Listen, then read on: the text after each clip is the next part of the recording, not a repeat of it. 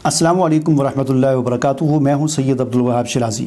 जादू नगरी और जिन्नात की दुनिया वीडियोस का ये सिलसिला हमारा जारी है और इस सिलसिले की एक और वीडियो लेकर आपके सामने हाज़िर हुआ हूँ। नाज़रीन, इससे पहले मैं मुख्तलिफ़ वीडियोस में बाज़ चीज़ों के बारे में बता चुका हूँ कि इन चीज़ों का ताल्लुक़ जादूगरी से है। मसलन वालदा का नाम कोई पूछता है तो समझ लें कि जादूगरी ही के कोई अमलियात कर रहा है, ठीक है। इसी तरह ये सितारों की चालें, आपका हफ्ता कैसा गुजरेगा और मुख्तलिफ़ किस्म के कुछ अमलियात होते हैं, इनका ताल्लुक़ जादूगरी से होता है। अब इस पर बहुत सारे लोगों ने भी एतराज़ किया, बाज़ नजूमियों की मुझे कॉल भी आई, बाज़ इस किस्म के अमलियात करने वाले अमलों की मुझे कॉल आई। उन्होंने काफ़ी मुझसे बहस भी की, बिला वजह की बहस, इन चीज़ों के जवाज़ को साबित करने के लिए कि ये कैसे जादूगरी हो सकती है। जादूगर तो और चीज़ है, जादूगर तो जो हमें भी पता है कि जादूगर काफिर होता है, जादूगरी कुफर है। तो ये तो चीज़ें किसी की वालदा का नाम पूछ कर उससे हिसाब करना या किसी की डेट ऑफ बर्थ से वो निकालना, सितारों की चालों से किस्मत का हाल मालूम करना, ये या कपड़े को नापना, ये चीज़ें किस तरह जादूगरी का हिस्सा हो सकती हैं या फाल वगैरह निकालना। आज की इस वीडियो में वैसे तो जादू की अक़साम कितनी हैं, जादू करने के तरीके कितने हैं, इस पर मैं काफ़ी अर्से सोच रहा हूँ, मुझे बस टाइम नहीं मिलता। इस पर मैं अलग से इंशाअल्लाह वीडियो बनाऊँगा। आज की वीडियो में सिर्फ अहादीस की रोशनी में आपको उन चीज़ों के बारे में बताऊँगा कि जिनको आम तौर पर जादूगरी नहीं समझा जाता लेकिन उनका ताल्लुक़ जादूगरी से है, ठीक है ना। तो सबसे पहली हदीस, और दूसरा ये कि आज की इस वीडियो में आपको जादूगर की सज़ा भी बताऊंगा कि जादूगर की सज़ा क्या है और एक दिन में हज़रत उमर रज़ी अल्लाह तआला अन्हु ने कितने जादूगरों का जो है वो कला कमा किया था, ठीक है। देखें, पहली बात, रसूलुल्लाह सल्लल्लाहु अलैहि वसल्लम ने फरमाया कि वो शख्स हम में से नहीं है जो फाल निकाले या निकलवाए, और वो शख्स हम में से नहीं है जो कहानत करे या करवाए, और वो शख्स हम में से नहीं है जो जादू करे या करवाए। तीन चीज़ों का फरमाया। जो फाल निकाले, फाल क्या चीज़? फाल ये होती है जो जंतरियों में आपने देखा होगा कि उंगली बंद करके आप किसी हरफ पर रखें, आपका हरफ, आपकी उंगली जिस हरफ पर आएगी आगे जाकर देखें उस हरफ के आगे क्या लिखा हुआ है, तो वो आप समझते हैं अब ये मेरी किस्मत है। इसको कहते हैं फाल निकालना। हमारी बदकिस्मती ये है कि जिस चीज़ को रसूलुल्लाह सल्लल्लाहु अलैहि वसल्लम ने जिसकी ममानियत फरमाई और कुरान इन चीज़ों का रद्द फरमाता है, तो कुरान और सुन्नत दोनों में जिन चीज़ों का रद्द है, हमारी बदकिस्मती ये है कि हमारे मुल्क में सरकारी सतह पर पंजाब कुरान बोर्ड के नाम से एक इदारा उलमा की ज़ेर निगरानी कायम है, लेकिन इस इदारे के होते हुए पंजाब में और लाहौर में कि उर्दू बाज़ार में इस इदारे के होते हुए कोई भी, इस इदारे की मौजूदगी में कोई भी कुरान इनकी अप्रूवल के बगैर नहीं शाया हो सकता। लेकिन इस बोर्ड के होते हुए ऐसे कुरान शाया हो रहे हैं कि जिनके आखिरी सफ़ात में फालनामा दिया होता है, ठीक है जी। हालांकि ये फालनामा, इसको रसूलुल्लाह सल्लल्लाहु अलैहि वसल्लम ने इसको फरमाया कि वो हम में से नहीं है, ठीक है। जो फाल निकाले या निकलवाए, जो कहानत करे या करवाए। कहानत क्या होती है? ये नजूम, इल्म नजूम जो है, नजूमियों का काम, हिसाब करना, हिसाब लगाना, गैब की बातें बताना, किस्मत का हाल बताना, ये सारी चीज़ें कहानत में आती हैं, ठीक है ना। इसके बारे में फरमाया कि हम में से, इस पर मेरी एक पूरी वीडियो मौजूद है कि काहिन कौन होता है। 2-3 वीडियो मेरी पीछे वाली देखें तो उनमें एक वीडियो मौजूद है, ठीक है। इसी तरह जादू करे या करवाए, एक बात होगी। दूसरी बात ये कि हदीस से हमें पता चलता है कि जो शख्स किसी नजूमी के पास, किसी काहिन के पास, किसी हिसाब किताब करने वाले के पास गया और उससे जाकर उसने सवाल किया तो उसकी नमाज कबूल नहीं होती। मन अता अर्राफन फसअलहु अन शैइन लम तुक़बल लहु सलात 40 लैला। हुज़ूर अलैहिस्सलाम ने फरमाया, मुस्लिम शरीफ की हदीस है कि जो किसी नजूमी के पास, काहिन के पास, अर्राफ के पास, हाल बताने वाला, किस्मत का हाल बताने वाला, उसके पास गया और उसको जाकर उसने सिर्फ सवाल किया, तो इस सवाल करने की वजह से उसकी 40 दिन की नमाज़ें कबूल नहीं होगी। दूसरी हदीस में आता है कि इसने उस नजूमी की या हिसाब करने वाली की बात, जो उसने बात बताई, इसने उस पर यकीन कर लिया, उसकी तस्दीक कर ली, तो इसने उस दीन का इनकार कर दिया कि यानी गोया कि काफिर हो गया, ठीक है। कितनी ख़तरनाक बात है। जहाँ उसकी नमाज़ें कबूल नहीं होती, वहीं हदीस से हमें मसनद अहमद की हदीस से उससे पता चलता है कि ऐसे लोगों की दुआ भी कबूल नहीं होती। हदीस में आता है, उसका मफ़हूम है कि सहरी का वक़्त जो दुआ की कबूलियत का होता है, ऐसे जो लोग हैं जो काहिनों के पास जाते हैं, जो सवाल करते हैं, जो अपना हिसाब किताब करवाते हैं इस किस्म के जादूगरों से, अमलियात वालों से, उनकी फरमाया कि सहरी का वक़्त जो दुआ की कबूलियत का होता है उस वक़्त भी उनकी दुआ कबूल नहीं होगी, ठीक है। तो फिर लोग शिकायतें कहते हैं, जी हमारी दुआएं कबूल नहीं होती, हमारे मसले हल नहीं होते, हमने ये वजीफ़ा किया, वो वजीफ़ा कैसे? आप जब गलत ट्रैक पर चल रहे हैं तो आपका दुआएँ कैसे कबूल होंगी और आपके जो है वजीफ़े आपको कैसे काम देंगे, ठीक है। 2 बातें। अब आते हैं तीसरी बात की तरफ कि जादू की अक़साम में से एक किस्म सितारों की चाल के ज़रिए किस्मत का हाल मालूम करना, ये भी जादू की अक़साम में से एक किस्म है। क्यों?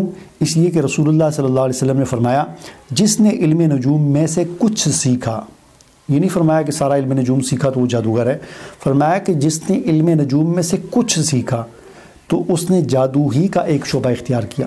اب دیکھیں میں جو یہ چیزیں بتاتا رہتا ہوں تو اب اس کا یہ مقصد نہیں ہوتا کہ ہر بندہ پورا ہی جادوگر ہے۔ ظاہر بات ہے جس نے پورا جادو سیکھا تو پورا جادوگر ہے، جس نے آدھا جادو سیکھا تو آدھا جادوگر ہے، جس نے 1/4 سیکھا تو 1/4، جس نے 5% سیکھا تو 5% کر رہا ہے تو 5% جادوگر ہے۔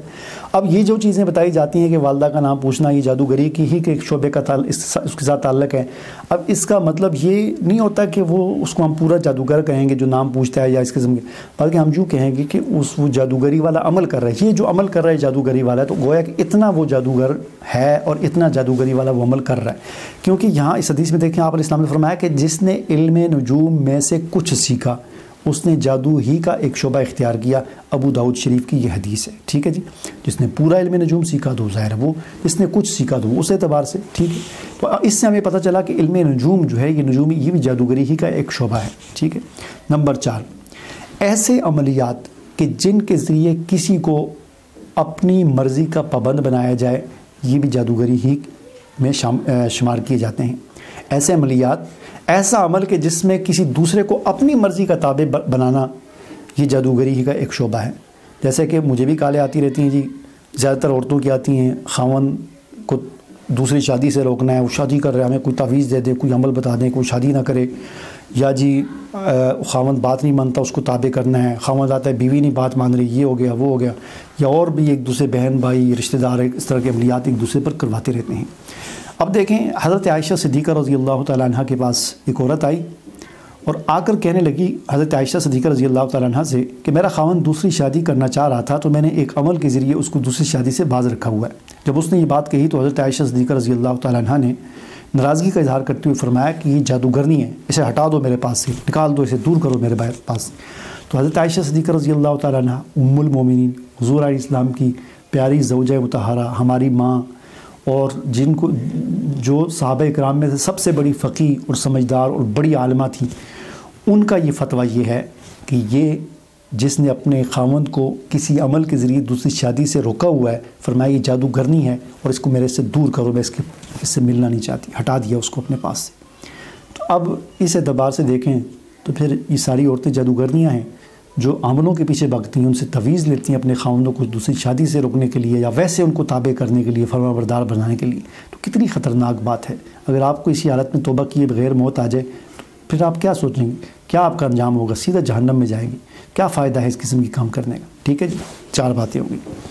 5ویں بات، اچھا اس حدیث سے ہمیں ایک اور بات کا پتہ چلا کہ جب کسی انسان کو اپنے تابع کرنا جائز نہیں ہے تو پھر کسی جن کو تابع کرنا کیسے جائز ہو سکتا ہے؟ یہ بڑا اہم پوائنٹ اور نقطہ ہے ان لوگوں کے لیے کہ جو عامل بننا چاہتے ہیں، جنات قابو کرنا چاہتے ہیں، کہ اس حدیث میں تو اس بات سے منع فرمایا گیا کہ آپ کسی انسان کو اپنی مرضی کے تابع نہیں کر سکتے۔ جب انسان کو نہیں کر سکتے تو جن، وہ بھی اللہ کی مخلوق ہے، وہ بھی مکلف مخلوق ہے ہماری طرح، وہ بھی ہماری طرح نماز روزے احکام سارے ان کے لیے۔ تو جب ہم کسی انسان کو اپنی مرضی کے تابع نہیں کر سکتے، یہ جادوگری کا شعبہ آتا ہے، تو ایسا عمل یا ایسا کام کہ جس کے ذریعے جنات کو قابو کرنے کی کوشش کی جائے تو یہ بھی جادوگری ہی کا اس میں اس کا شمار ہوگا۔ تو اب بات کرتے ہیں جادوگر کی سزا کے حوالے سے کہ جادوگر کی سزا کیا ہے۔ سیدنا جندب رضی اللہ تعالیٰ عنہ سے روایت ہے کہ رسول اللہ صلی اللہ علیہ وسلم نے فرمایا کہ جادوگر کی سزا یہ ہے کہ تلوار سے اس کی گردن مار دی جائے، ترمذی شریف۔ جادوگر کی سزا کیا ہے؟ جادوگر کی ایک ہی سزا، سر تن سے جدا، سر تن سے جدا۔ یہ جادوگر کی سزا رسول اللہ صلی اللہ علیہ وسلم نے بیان فرمائی، اور اس سزا پر حضرت عمر فاروق رضی اللہ تعالیٰ عنہ نے اپنے دور حکومت میں عمل بھی کیا، اور انہوں نے اپنے گورنر کو خط لکھا جتنے بھی جادوگر ہیں ان کو قتل کر دیا جائے۔ اس خط کے ملتے ہی آپ کے جو گورنر تھے انہوں نے ایک دن میں 3000 جادوگروں کو قتل کیا۔ یہاں پر میں ایک بڑی اہم بات یہ بتا دوں کہ چونکہ یہ حدود اور تعزیرات، یہ سزائیں جو ہوتی ہیں، کسی کو قتل کرنا، پھانسی دینا، یا جو بھی اس قسم کی جو سزائیں ہوتی ہیں، قصاص لینا وغیرہ وغیرہ، ان سزاؤں کا تعلق ظاہر ہے ان کا نفاذ جو ہے یہ حکومت کی ذمہ داری ہے۔ کوئی فرد یا کوئی بندہ جو ہے وہ اس پر خود عمل نہیں کر سکتا، کیونکہ اس سے پھر لڑائی جھگڑے اور مسئلے مسائل بن سکتے ہیں، امن خراب ہو سکتا ہے۔ حکومت جب کسی کو سزا دیتی ہے تو ظاہر ہے پھر وہ ایک قانون ہوتا ہے اس کے تحت، لہٰذا یہ سزا تو رسول اللہ صلی اللہ علیہ وسلم نے بیان فرمائی، لیکن اس کا مطلب یہ نہیں ہے کہ ہم انفرادی طور پر کسی کو قتل کریں یا کیا، ٹھیک ہے۔ اس کے لیے ہم مطالبہ کریں، ہم احتجاج کریں حکومت کے سامنے. ہمارا یہ حق ہے کہ ہم ان سے کہیں کہ وہ اس سزا کو ملک میں نافذ کریں، ٹھیک ہے، تاکہ جادوگروں سے ہماری جان چھوٹ سکے. مجھے اجازت دیجیے. اللہ حافظ.